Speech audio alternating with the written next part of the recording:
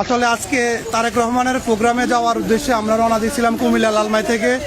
আমরা আলহাজ আব্দুল গফুর ভূঁইয়ার লোক, আমাদের গাড়ি ঘোড়া ভাঙি আমাদের উপরে যে অমানবিক কোন জায়গাটা সোনারগাঁ আগে মেঘনা সোনারগাঁও আগে ইউটার্ন আছে সামনে, ইউটার্নের আগে আমাদের শহীদ ভাই, বাবুল মেম্বার, মনির ভাই সবাই উপরে অনেক অত্যাচার করছে করে আমাদের গাড়ির প্রত্যেকটা গ্লাস ভেঙে আমাদের মোবাইল সব নিয়ে গেছে। আমি পিছনে মোবাইল ফালার কারণে গাড়ির চাবিটাও নিয়ে গেছে। আসলে আজকের এই সময় আমাদের রোডে নিরাপত্তা নাই। আমি আসলে এদেশে কিভাবে বসবাস করবো? একটা গণতান্ত্রিক সরকার প্রতিষ্ঠা না হলে আজকে এই সময় জীবনে আসলে এই সময় এসে কল্পনা করেন যে বাংলাদেশের এই অবস্থা। দেখেন কিভাবে ওরা আমাদের গাড়ি ভাঙচুর করছে, আমাদের ভাই আমাদের কাছে সহযোগিতা আমরা নিরাপদ, জীবনের কোনো নিরাপত্তা নাই। এমন জায়গায় আছি, আমাদের গাড়ি ঘোড়া ভাঙি সব শেষ করে দিছে। আসলে এখানে দাঁড়ানো হয়, এটা সেফ জায়গা না। এই জায়গার ভিতরে ওরা আছে, এখানে লুকিয়ে থাকে। কারণ এই ভাই একটা ড্রাইভার থেকে সহযোগিতা নেন,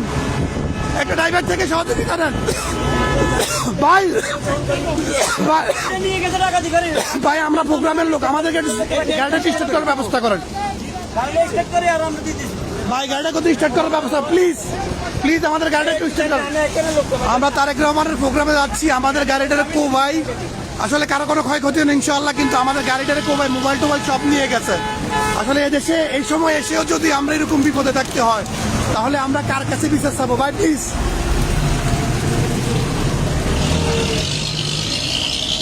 কালার কি মুসিবত, ডাকাত কে ধরবে?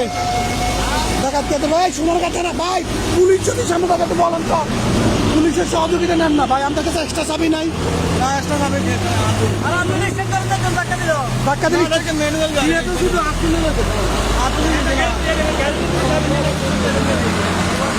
এখানে ভাই সবাই আমাদের জন্য দোয়া করবেন। আমরা সোনারগাঁও বাজারের আগে আমাদের গাড়ি ডাকাতি করছে। আমরা নিরাপদ আছি, কিন্তু আমাদের গাড়ি, আমাদের মোবাইল টোবাইল নিয়ে গেছে, আমার মোবাইলটা নিতে পারে নাই। আমি পিছনে ছিলাম, ওদের সাথে অনেক কুস্তি, আমাদের শহীদ ভাই সবাই। আল্লাহ যেন সবাইকে হেফাজত করে।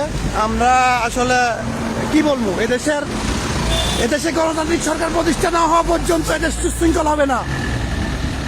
এটা এমন একটা এলাকা, এটা হলো মেঘনা গ্রুপে মানে সোনারগাঁ বাজার অল্প একটু আগে। ভাই ওর থেকে চাবিটা নেন, সবাই আমাদের জন্য দোয়া করবেন। আমরা গফুর ভাইয়ের লোক।